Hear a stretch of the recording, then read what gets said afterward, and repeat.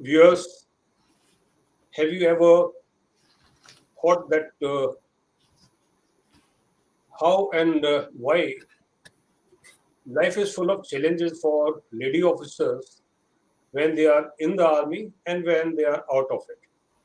Getting in is difficult for them, and equally difficult is when they get out of uniform.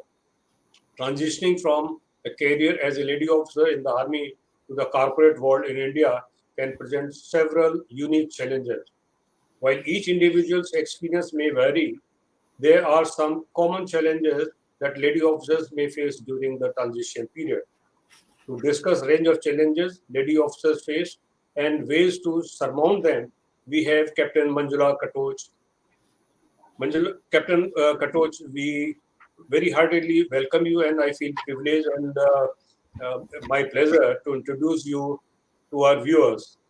Viewers, Captain Manjula Katoch is a corporate trainer, and she's part of our security leadership discussion to discuss about the challenges which army lady officers face when they transition from army to corporate world, from boots to suits. A certified skill trainer, Captain Manjula is also a fitness enthusiast, marathon runner, and triathlete by passion. Ambassador of one of the biggest women running community in India called PINKATHON, being led by IronMan Milind Soman himself. Armed with multiple degrees and diplomas, she is Chief Corporate Trainer at Asian Skills and Training Private Limited. Her noteworthy degrees and certifications are Master of Science in Extension Education with the Psychology as a major subject, Bachelor of Science in Agriculture, Bachelor of Education in English and Science, and Certificate in Management, Certificate in Personality Development and Communication Skills. She is also certified soft skill trainer from Scottish Qualification Authority, certified train the trainer from NABET, National Accreditation Board for Education and Training. The discussion is being organized by ICISS, International Council for Industrial Security and Safety Management, which is in forefront in professionalizing the security professionals. So, like I said before, Captain Banjura, my pleasure and privilege to welcome you for the discussion. You have been in army, and getting in army is not only very challenging. Remaining in army and then leaving and settling down in civil life is also equally challenging. But then most interesting would be the story when viewers would like to know why and how you joined army.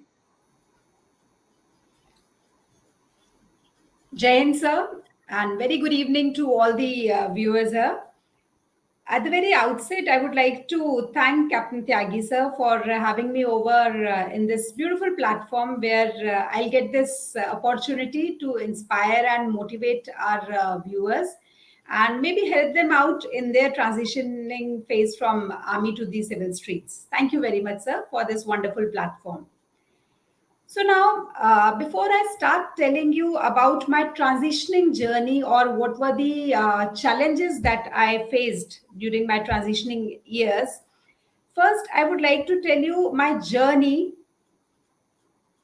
how I started my journey into the army, how I earned my uniform. Because it's a very wonderful story. And before we start constructing a building, we must construct a foundation first. So, this is the foundation of what I am today.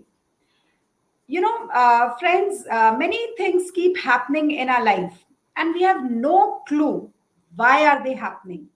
After many, many years, we realize the purpose of that particular episode. We generally can't connect the dots while looking forward. We can only connect the dots while looking backwards. Why that episode in that particular time happened. We realize it later. So we must believe that the dots will somehow connect down the road. And this gives us a lot of confidence. When I look back my life, I really realize why that particular episode happened in my life.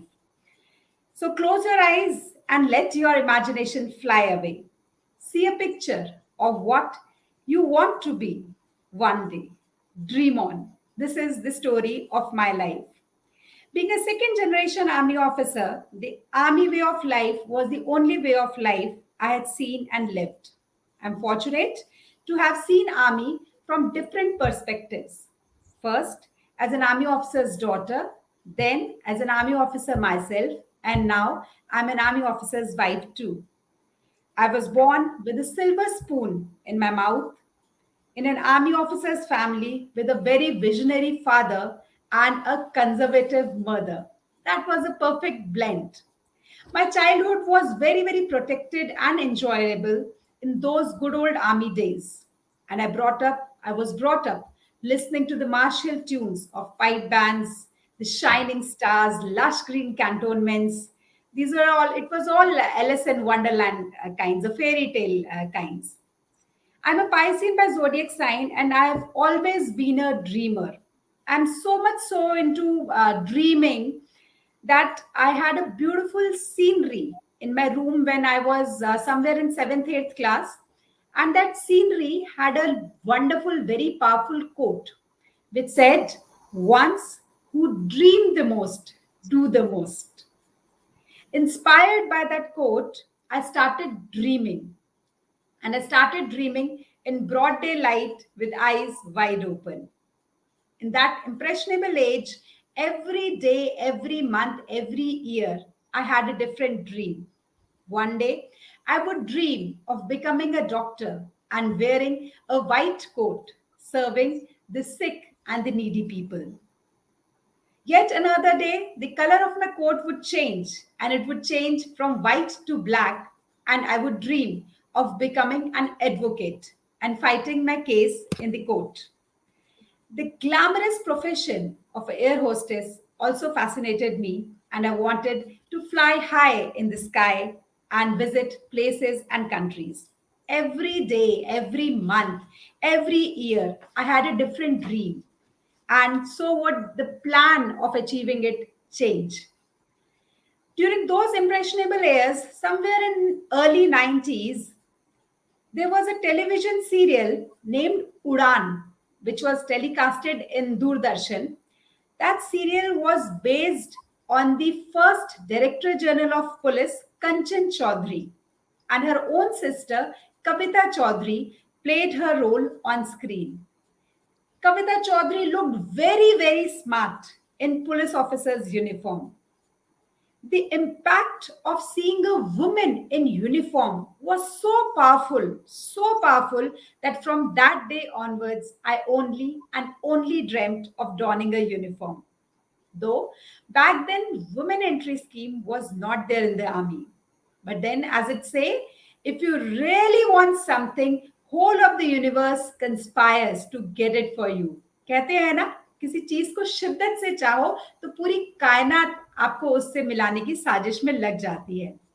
So again, somewhere in early 90s, when Shushmita Sen and Aishwarya Rai showed the world the beauty and brains of Indian women also asserted that besides beauty and brain, we have the power and strength to guide, to guard, and serve our beloved nation. And Women's Special Entry Scheme started in 1992. Earlier, if you had to join army, you were supposed to be doing graduation because NDA doors are recently been opened in the army. Earlier, it was not that. So for doing graduation, I knew that now I'll be joining army only.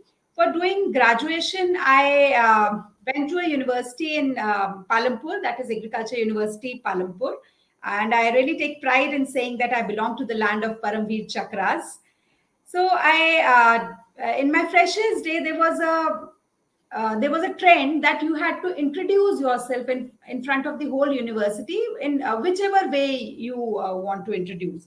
So I decided to put on my father's uniform and I introduced myself as an army officer in front of the whole university. When I showed that picture to my father, he told me, "You cannot take somebody else's uniform. You have to earn that uniform." So till that time, Joining army, donning a uniform was just a dream, just a wish. But my father's sentence got into my head and I really took it seriously. So I started preparing myself mentally and physically because dream is just a wish without a plan. And when you add a plan to your wish, to your dream, then it becomes your goal. And goals can be achieved. Dreams are only to be seen. So I made my fantasy, I turned my fantasy into the goal. I prepared hard, mentally, physically, both times. And yes, dreams do come true. So did mine when on September 2002, I was commissioned as an army officer into the elite Indian Army. Hereon, the fairy tale took a different turn because then I realized the responsibility of expectations of the nation that were there on my shoulders were very, very heavy to bear. It was different from being an army officer's daughter. So my life again took a turn. This is how I joined army, and everyone has a different story to tell. I was commissioned into Army Service Corps, and which is the logistics branch of Indian Army. And my main work was to supply and to support the army troops in your all your logistics, in your ration, clothing, and ammunition till the last man, last trench. So that was a wonderful phase that I enjoyed, that I learned so much in army, and I still really. I really cherish those wonderful experiences that I had in the army. Captain Manjula, very fascinating story. And of course, everyone got a stories, and only those stories are heard which are told with passion and with commitment and conviction. So your story is full of passion and conviction. I know, and you also would be knowing as much as our viewers know that so far as India is concerned, there are many things done, and Indian armed forces are made to comply with international norms. Today, Indian armed forces have made progress in promoting gender equality and inclusivity. Certain obstacles still persist. There are many of them which you might have faced yourself. Maybe a few of them not faced by you, but then still they remain there to be overcome. So I would like you to share with our viewers what are the obstacles, what are the problems you have faced when you were making transition from army to civil life. So, of course, getting into uniform is difficult. Equally difficult is preparing to now hang that uniform. So, what were the problems you have faced? So, very rightly, Don't call me sir. I am Captain Tyagi for you and for everyone. And when you mention about one odd points, we'll go point to point. So let's see what comes to your mind first and foremost. okay, sir. You are my senior, sir, and especially when you told me that we both the same lanyard, it is very, very spontaneous and very automatic that, sir, I'll be addressing you like sir only. These are the ways of army. You can take us out from the army, but army never gets out of us. So these are the habits that we have built in army. The first and foremost challenge that I find when I was transitioning from army to the civil street was, the first thing is we have very limited opportunities. Like in army, if I was commissioned somewhere at the age of 22, 23 years, and then I worked in army maybe for, it is not my specific example, but if any lady officer works in army for 5 years, 10 years, 15 years, 20 years, whatever time, so we are doing a certain kind of work in army. So when we move out of the army, the whole world has really changed, and we have new things which has come up in the market, which we left behind some 5 years, 10 years, 20 years back, which we are not updated of.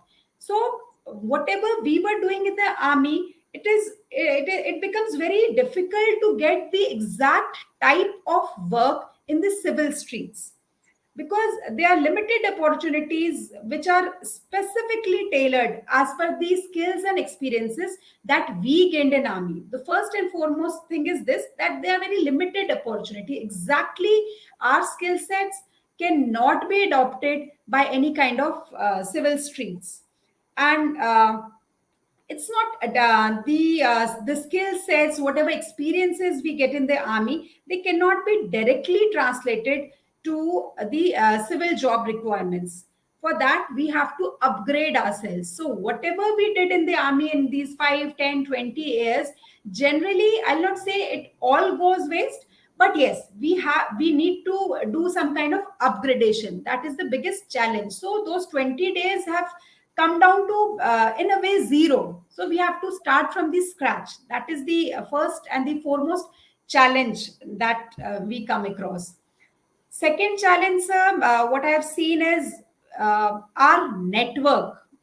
These days you get a job because of your network only. In army, we have very limited network. Whatever connections we have within our own community, whereas building a professional network is very, very crucial for career advancements.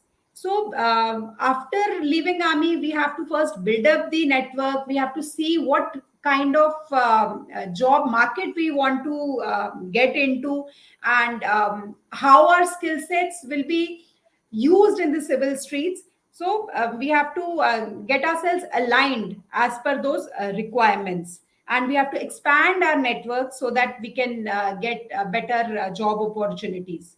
That is the another challenge that I've seen in the army after transition from the army. Next thing is, when we join the army, we are young, we are unmarried, then we get married. We may get married to an army officer, we may not get married to an army officer. So that is another challenge for a lady officer. Because if you are married to an officer, then that officer is posted somewhere else where you may not get the job as per your requirements, as per your skill sets. Like in my case, I am an AC officer. I got married to an infantry officer. So infantry officers generally get posted to small places, small towns, border areas, and those places.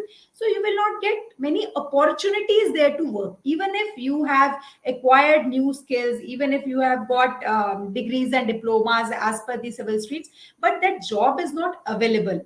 So if it is not available in that particular place, that means again you have to stay separated from your husband.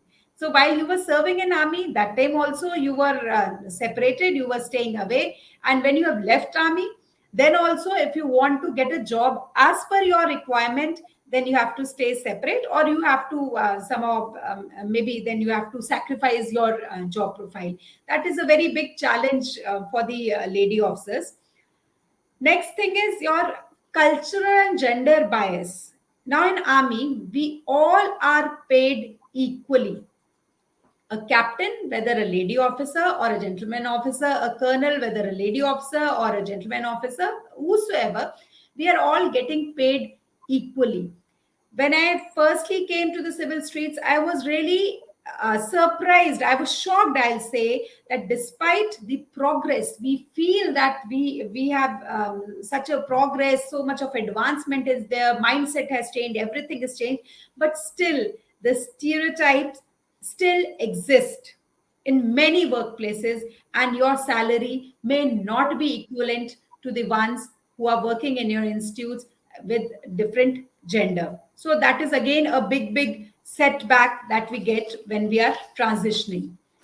Another setback that I have noticed, and which is of utmost importance, when we are in the army, whatever salary, whatever package, whatever perks we are getting, but the kind of sense of identity, camaraderie, the purpose, the satisfaction that we get in wearing the uniform, the sense of pride that we take in working for the nation has gone forever. It's a very big setback. It's a very, very big emotional and psychological adjustment that we have to make, that still we are doing for the nation, but with the pride that we wear the uniform and serve the nation is something very, very different, and it cannot come back again. So that is again a very big setback and a challenge that I've seen in lady officers and in gentlemen officers also equally. And another challenge, as I've already mentioned, that whatever qualifications, whatever new degrees, whatever courses we have done in the army may not be in direct alignment to the civil streets. We have to upgrade ourselves as per their qualification requirements. So that is again a challenge, because we have to invest a lot of time, money, efforts, resources in getting alignment with those requirements. For example, I'll take my own example. In army also we do a lot of management related courses. We do a lot of trainings and those things. But when I came to civil streets, and in army we are training our troops, we are motivating them, we are doing all kind of things. But when I came to civil streets, they asked me for this certification which they require. So although I knew the subject matter, I knew training part, I knew everything, but I had to get myself certified as per their requirements. So whatever I learned and I got trained in the army was of little use in the army, in the civil streets. The experience, of course, experience is invaluable, and experience is beyond any comparison. It's absolutely right. But the kind of certification the civil streets requires, we have to upgrade ourselves as per that. So it also takes some time. So you cannot expect that immediately after leaving army you will get a job. First you have to upgrade yourself, or maybe I'll say re-attire yourself as per the requirements of the civil streets. That is the thing. And another thing is, needless to say, financial consideration is also very, very important challenge, and very close to everybody's heart, because you are serving in army, you have a secured job, secured government job. You are not much bothered or worried about your pension, your salary pata hai first ko aa hi jani hai, and whatever may come, आपको salary मिलनी ही मिलनी है. You are so secured. And but in civil streets I have seen people, I have worked as an HR also, so I have seen people moving out of the organization just at the drop of the hat.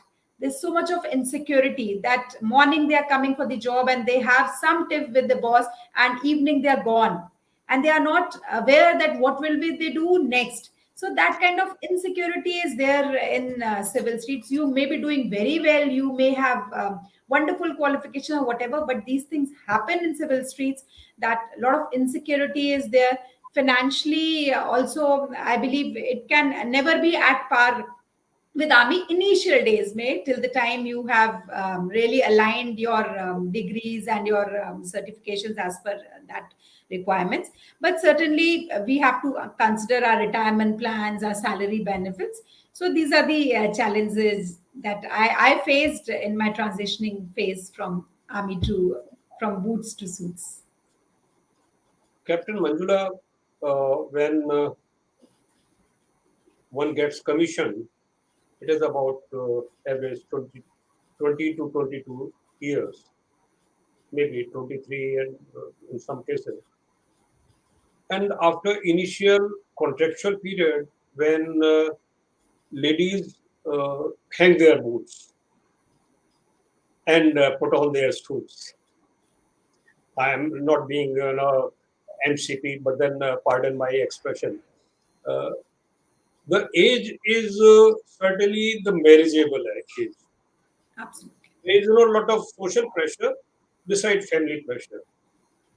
If you are not already married, then you are put under such tremendous pressure that not the career but the family is a priority.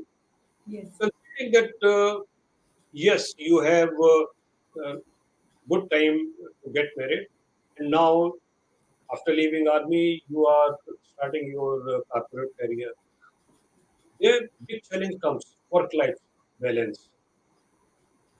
You might have handled yourself, and you might have witnessed your close associates going through that phase of maintaining a balance.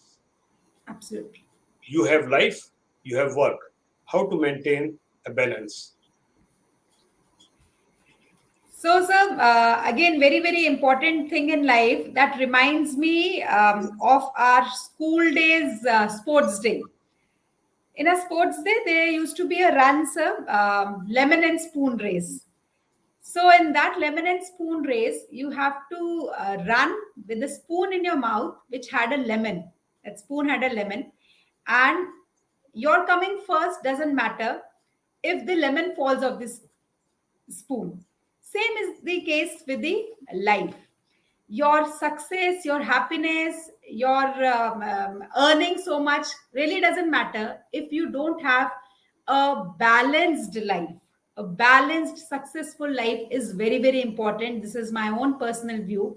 So having a balance, all kind of balance, your mental health, your physical health, your emotional health, your social well-being, and of course your financial health, these all things are very, very important, and it's such an important thing to strike a balance in life. That happens when we put in so much of efforts, getting married in time, having kids in time. As you said, a lot of social pressure is there, family pressure is there, but as a human being, leave aside a woman, as a human being, you want to do something in your life. So that is the prime age of doing everything in life. So somewhere we have to strike a balance, that we do whatever we want to do, we achieve our dreams, but simultaneously we maintain a balance also in life. It is so important. So I also say that my life is, I go by the motto of dream on. It's not that after a certain stage we cannot dream further. Like if I've achieved one dream in my life, that doesn't mean that it is sufficient for the whole life. Dreaming is a lifelong process, it is a continuous process. Once you achieve one dream, once you attain one aim in your life, then you have to set another dream. You have to see another dream and then achieve that and then do that and then keep on doing those things in life. It is not the end. It's not that once you have got married, then you cannot work further, or you have kids, then you cannot move out, or you cannot pursue your hobbies. As you introduced me here, sir, I am a full marathoner. I am a triathlete. I am into training also. I'm into security industry also. So dreaming is a lifelong process. We have to take all these things because we will not get another birth to achieve the dreams, unfulfilled dreams that we had in this life. We live only once, and we have to we have to achieve maximum possible in this life only. So as a human being, we have to strike a balance, and we must keep achieving, keep dreaming, and it's a lifelong process. Captain Manjula, I have spent about 35 years in corporate world. Fortunately, I remained in only one public sector company, but I know that whether it is MNC, whether it is PSU, corporate life almost remains same. So far as companies are very progressive companies, management is forward-looking, broad-minded management, but still there is very conventional approach when the question comes of career progression for ladies, and this will be more pronounced when lady used to be from armed forces background. So A lady, in any case, will be looked differently when career progression is being considered. And someone who is from armed forces background, then it is felt that when it is about promotion, that they have already worked in army and they have reached, captain's level or major's level. So everything is, inconsequential. So let's consider on other candidates. Or a lady who is part of the double income group. Husband is also working. So another discount is being given that okay, let's find more deserving people because she already got a husband who is earning so much. So few times I have witnessed that when someone is given a choice posting because of some compassionate reason, then they are not considered for promotion because we have already considered the choice posting. So as if compassionate based compassion based decisions or posting is equal to talent based promotions. So career progression in civil life for armed forces officers, especially ladies, with that background, they will find very difficult.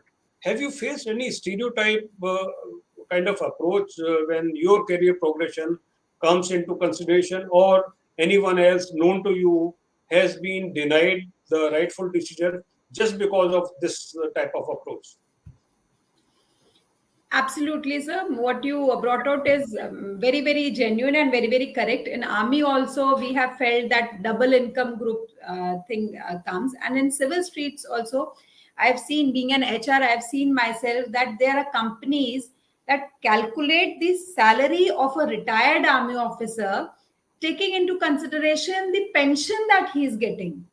So whatever pension that person is getting, he or she, whether a lady officer or a gentleman officer, I've seen. So they generally say that you are getting that much of pension, so you will get that much less salary. And then we really had to, work together and communicate. And nowadays, earlier days, things were very, very difficult. But now we have so many platforms where all the retired officers are working together, and we really raised our voice against this discrimination, and now we have started getting our salaries as per our own capabilities and as per our own positions. But yes, you are right. I have seen it with my own eyes. I've seen it in my organization, people saying you are getting pension, so you will get that much less salary. So we have very wonderful platforms like Uniform to Corporate is there, Soldier Second Life is there. So we have good platforms and good groups in which all the officers, retired officers, gentlemen and lady officers, all of them, they are all together and united and fighting for such cases. And yes, people are not listening to us because they know if they are hiring an officer, so automatically they are getting a well trained asset. Whatever army has taught us in these 5, 10, 20 years is a very, very big asset to the organization, which they should not and they will not let go so easily. It's just a matter of negotiation. And one of the challenges that I missed out was our negotiation. You will be surprised, when I went for my first job, I didn't know how much to ask for. When we fill our form in the interview, they ask how much you are expecting the salary, your expected salary. No, army may it never happened like that. Nobody asks me how much you are expecting. If I have joined as a lieutenant and the other person has joined as a lieutenant, we'll both get the same salary. We didn't know how to negotiate. And I learned in civil streets only that we need to negotiate. And this much of hike, if I'm changing from this place to this place, I mean, it never happened that if I'm posted from Pathankot to Jaipur, so I'll get this hike or something like this. But these things, these tricks of the trades, I learned in the civil only. Negotiation and those things, you can write what you are expecting your salary to be. And if we are united, sir, if we know the market, yes, it took time for us also and for so many people who are recently retiring. Now we have courses inbuilt in the army. Before you are retiring, you do a lot of courses that gives you an idea of the market. During our days, we had absolutely no idea what is the market all about. How do we fetch the job? How do we negotiate? How do we put up our CVs? हमें अपना CV भी बनाना, we didn't know. Whatever jobs we were doing in the army, we could not put it up in the civilian style, whatever we were doing in the army. So we didn't know how to build up our CV. For a very simple sentence, I would write that I have done adjutant in a unit. But what all responsibilities the adjutant had, equivalent to the civil streets, in alignment to the civil streets, we learned in army. So it's always good to be united, to keep talking to people of your same family. And platforms like this, I'm sure whosoever is listening to this, they will get the insight. They will get what is to be done, how it is to be done. It's very important to stay united. That's important. So, Captain Manjula, we have broadly discussed few major obstacles which ladies from armed forces would find while transitioning from army life to corporate life. So these are more or less those problems which average lady officer will face. Now let's quickly discuss what are the possible solutions to overcome these problems, because like you said, we are very naive, and we also Yes, have a bit modesty that we will not market ourselves. In absolutely. army, these are part of ethos. But if I will not tell myself how good I am, then no one is going to tell my story. So I am Absolutely. the one who would write my story and narrate it. uh, I myself have been part of recruitment of security executives in my company, and I know that how pathetic armed forces officers appear to be with their conventional approach of telling what they do. Mm. So much so that I got someone who came straight from Jaffna. He was wounded with plasters and bandages. And when he was asked that how is the life at Jaffna, and he very casually said that it's okay. For army officer telling another army officer, this might be okay, but it is not Absolutely. okay for civilians.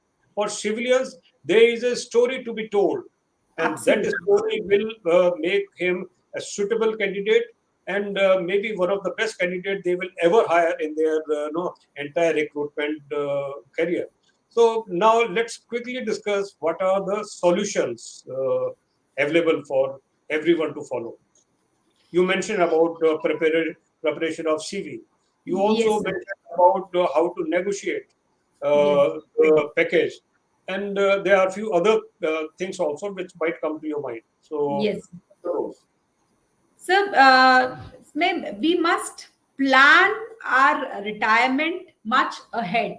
If I am planning to take retirement or after 5 years, then I must start planning much ahead. As I told you, getting in alignment to the certification and the degrees with the civil streets, it takes time. So instead of wasting time after I have hung my uniform, it is better for me to prepare beforehand. So these days officers are quite smart, because now we have seen live, we know the market. So start preparing for that. Maybe you would like to do MBA or some kind of other degrees, so do it beforehand only, before leaving army, because army also gives you ample time. We have study leaves with us, so we can do those things in our study leaves. We have distance education programs.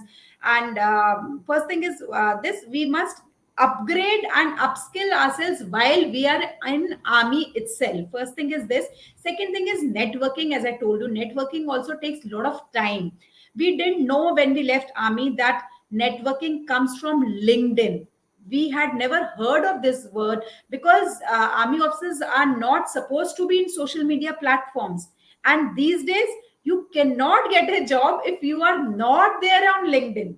It's difficult to get a job. So how powerful this LinkedIn is. So you have to build the LinkedIn profile, start doing this beforehand only. And CVs के लिए भी generally you should make it yourself, but then we have professional people also who can help you in making the CVs, because as I told you, whatever I'm doing in army, it becomes little difficult for the army officer to translate the same things in alignment to the civilian requirements. How to pick up the JD, like if you have a job description of any company, so how to build your CV as per the JD. This also requires some kind of consideration and deliberations. We need to do these things.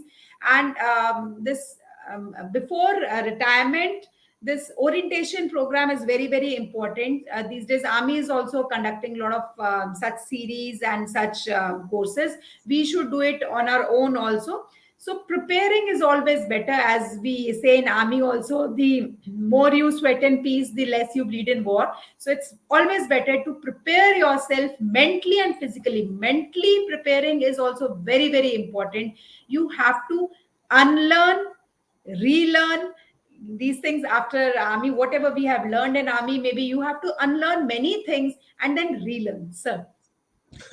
In fact, uh, unlearning is most difficult thing for armed forces Abs- officers. Good thing is Absolutely. that short service officers got very small amount of unlearning to be done. Otherwise, I know that many officers fail miserably because they keep on seeing those imaginary rank badges on their shoulders. They cannot forget, and they always keep referring that how and why those things were being done by them or by him while in army. So that is very painful process of unlearning. Please continue. Absolutely, absolutely, sir. So this is very important. What you said, that वो जो shoulders में starts is somewhere after leaving army. We have to leave. We must take pride in that, but we cannot keep on talking about those things. We are here in the civil street for a different purpose. So we should now focus on that particular thing that we are here for. So unlearning is very very important. Relearning is very very important. Realignment is very very important. As we say, officers never retire, they always re-attire. So we must prepare ourselves well in retirement. And yes, I know that there are a lot of challenges that comes our way, but it's important to note that whatever the challenges are, lady officers from the defense, I'll say the officers from the defense forces, we possess the valuable skills, very very valuable skills, like leadership, like discipline, resilience, problem solving attitudes, and all these things. They are very very important things, and which are assets to the civil streets. And with proper support, with proper counseling, with proper perseverance, we can overcome all these challenges and successfully transition into a fulfilling career in the civil streets. It's not difficult, but yes, it is important to do a deliberate consideration in our transitioning phase. That's important.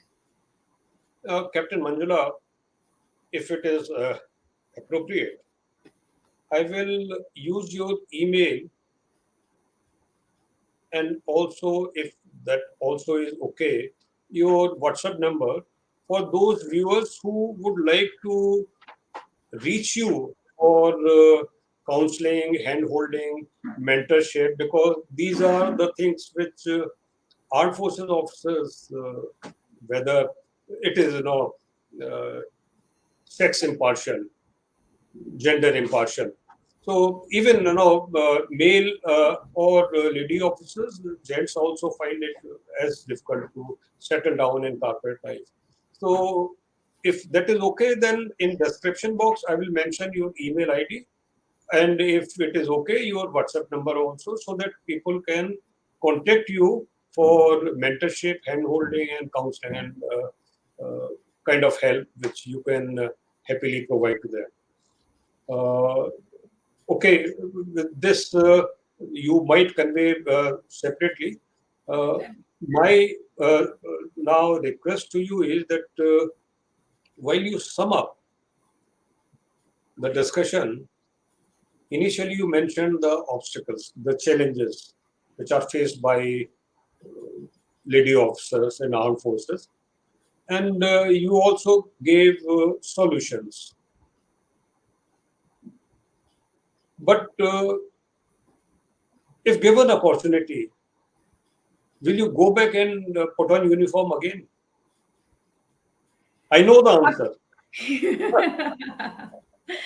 Absolutely, sir. Absolutely. I got commissioned in 2002. That time, the initial contract was only 5 years, and we didn't know what will happen after 5 years. So I had gone mentally prepared that I'll be coming back after 5 years.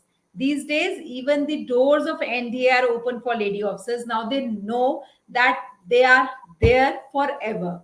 So it's a wonderful security. We didn't have that security. Had I known that I can serve in the army forever and ever and ever, obviously I would have taken up that opportunity. But nevertheless, whatever life gives me, I'm always a very happy and kind of a person, and I love to go with the flow. That's okay. But yes, serving in army was one of the most cherished dreams of my life. So, thank you, Captain Manjula. And for our viewers to recapitulate problem part of the discussion, there is no need to repeat them, but then solution part needs recapitulation here because the benefit of entire discussion lies here. And I would like to sum up what you have already mentioned, that to overcome the challenges, lady officers can take several proactive steps.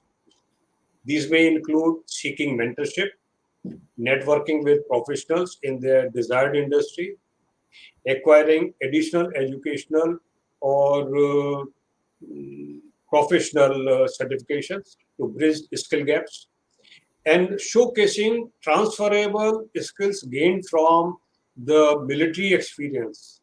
Transferable, and that is the going to be USP, because army officers, or for that matter, armed force officers USP are because of a few things which are considered inseparable, inherent, integral part of their character and performance.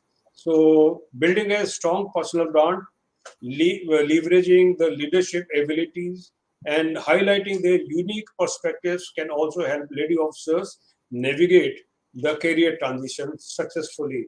And finally, if you have not been present in LinkedIn, you as professionals do not exist. So make very strong presence in LinkedIn, uh, write very often, make comments, be visible, because nowadays recruiters first thing they hit is LinkedIn and see the profile. If you are there LinkedIn, and through your absolutely. activities, your Absolutely. work, your assets would be recognized. So you mentioned about officers not being permitted to join social media, but I believe that recently there have been certain relaxations given. I don't know what those relaxations are exactly, but I believe that having profile on LinkedIn is not a big problem, because I feel that when you are in the fag end of your service, maybe 6 months or the little early, Yes, sir. to make your profile in LinkedIn. Do not Yes, sir. mention about your armed forces background. Make comment, write article, because your freedom of expression is not curtailed even when you are in the army, because you are not permitted to write about armed forces or comment and criticize government's policies and decisions. But artistic expression, your thematic expressions on creativity, these are permitted, and you can easily make your body of work visible on LinkedIn. Anything else you would like to add, Manjula? Thank you very much, sir. Generally, since I'm a motivational speaker, also I generally end up my any kind of session with a very small suggestion or small sentences. I'll say that our life is very simple, sir. Mere existence is very very simple. There are many people in our life who have absolutely no vision and no dream of their own. They just come, exist, and go from the life. Those people are called as wanderers. Then there is another set of people who have a vision, who can see that I can look smart when I become a doctor, I can do this, I can do that. They can see, they have a vision, but they are not strong enough to fulfill their dreams. They are good followers. Mummy ने कहा इसलिए मैंने teaching job कर ली, husband ने नहीं करने दिया इसलिए मैंने नौकरी नहीं की. So they are followers, which is okay. I'll say maybe circumstantial होता है, it's okay. But those people are called as followers because they cannot pursue their own dreams. They pursue somebody else's dreams. So those are the followers. There is a third category of people who have a vision and who are very strong. They work hard, they pursue their dreams, and they achieve their dreams. Those people are known as achievers. Now, there is yet another category of people who have a vision, who know what they want to do in life. They are achievers. They work hard, they pursue their dreams, they achieve their dreams, and they become achievers. And then after achieving their dreams, they inspire others to dream more, to do more, and to live more. Those people are known as leaders. People like Subhash Chandra Bose, people like Neeraj Chopra, people like Abdul Kalam ji. So all these people are leaders which can inspire you to do more, dream more. So in our lifespan, we must try to reach that position in life where we can inspire people. And if in your full lifespan you have been able to inspire one single person, then you would have lived a worthy life. That is my last take. And I wish our viewers all the very best. And believe me, if you really want to do something, there are people who are ready to help you. God sends so much of motivation and so much of hand holding. So, absolutely no problem. The only thing is your will to do it. As I said, dream on. If you want to achieve, if you really want something, whole of the universe will conspire to bring it to you. That is Thank you, Manjula. actually the true story of life. Thank you Thank very you. much. Thank you, Manjula. And I, on behalf of International Council for International Security and Safety Management, feel very happy and thankful for you to spare time and your absolutely inspiring discussion. I'm sure that lady officers who are at the moment planning their career transition, they will find this discussion useful. And I request everyone who is following our channel, kindly share the details of our discussions, kind of discussions we hold for almost everyone who wishes to be real professional. For their benefit, share the good word around.